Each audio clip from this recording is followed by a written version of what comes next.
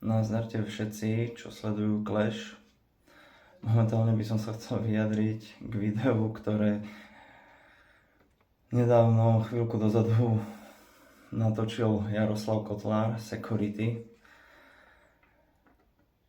A som akože z toho zhnusený, čo tam rozprával, takže ako za prvé, že vie, čo dokázal. No čo ten chalan dokázal? Ako dokázal sa dostať iba do kriminálu. Ani sa nečudujem, keďže má povesť takú, ako má a robí veci, ktoré robí. Takže nedokázal si v podstate Mieli Kotlár absolútne nič, iba sračky si dokázal porobiť. Za ďalšie, že radšej budeš nenávidený?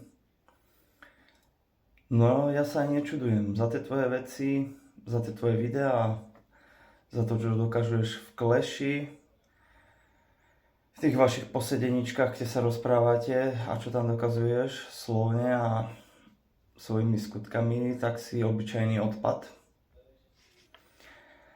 Za ďalšie, ty vieš robiť show a sledovanosť.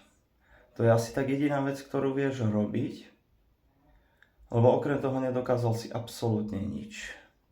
Iba si dokázal padnúť na dno, zase sa trošku zdvihnúť, zase padneš na dno a takto dookola vlastne nedokážeš nič v živote robiť poriadne, nič. Za ďalšie, že ťa ponižujú a odsudzujú. Ty sa čuduješ? Pozri sa, znovu sa opakujem, ako sa správaš a čo robíš. Veď ty si odpad spoločnosti. Asi tak. Ďalšia vec. Ospravedlnenie Kocianovi. Ty košte pojebané. Ty sa ospravedlňuješ znova Kocianovi a že kurva máte dobrý vzťah, že ste kamaráti. Ty kokot, ty čo rozprávaš, aké hovná, ty pičo. Toto si ľudia nerobia, ktorí majú dobrý vzťah a sú kamaráti, hej.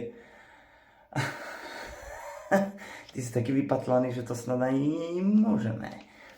A ty dáš takému chlapcovi, čo je od teba o 50 kg ľahší a ešte sedí a ty mu jebneš facku toho tuhého tlu s tou obeznou rukou. Ty si obyčajný zbabený pes, keby tam sedí Benda alebo Datel, tak by si tam ani nepovedal ani pol slova. Nie, že by si ešte niečo také spravil.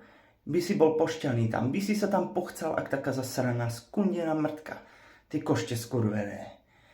A ďalšia vec, že aby sa ti nevyhrážali stále ľudia, ty kokote.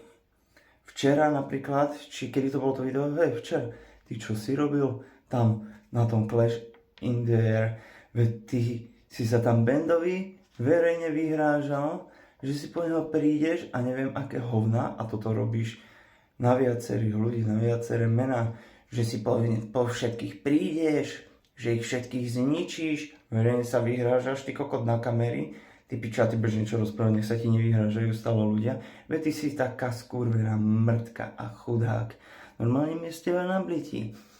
A ďalšia vec, ktorú poslednú som chcel povedať, som ti poslal viaceré výzvy, a ty kokote, ty nevieš ani odpovedať ani na pojebanú výzvu. Nie ju ešte prijať. Ty kokot, úplne sa bojíš každého. Ty si taká zasraná mrtka. Normálne, ja by som ťa najradšej vyplieskal v tom Clashi. Len je jediná vec, ktorú musím dosiahnuť. Aby som sa tam mohol dostať a aby som mohol vyplieskať aj teba, ty kokote. Sice mám pojebaných 80 kg, ale s mojimi skúsenosťami padneš v prvom kole jak taká močka skundená.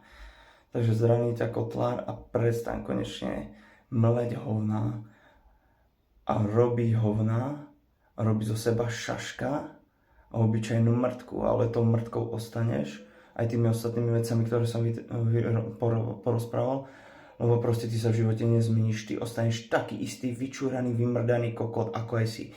Ty košte skurvené. Teším sa na teba, ja len dúfam, že sa dostanem do toho Clashu. Rozbijem ti tam tú tvoju zasranú hnusnú tlamu a konečne si zapamätáš, ty kokote skurvenej, že máš držať piču, krok a mať úctu k ľuďom a správať sa slušne. Ty negramotný, skurvený, lenivý, kriminálny hajzel. Pozdravujem ťa touto cestou a touto cestou si to môžeš predstaviť, že je to ako aj ďalšia výzva, ty kokote. A ja dúfam, že už aspoň odpovieš, ty čuráčik. Alebo aspoň dúfam, že Clash bude natoľko rozumný a zoberú ma tam a budeš musieť ten zápas prieť so mňou, ty košte skundené. A rozsekám ťa jak hovno, ty mrtka. Bude všade len rozstrielaný tuk a tá tvoja zasraná obezita, ktorú máš, ty kokot. A rozšľahnem ti tú tvoju hubu, ktorou vypúšťaš také neskutočné sračky. Teším sa na teba, ty hajzel kotlárovský.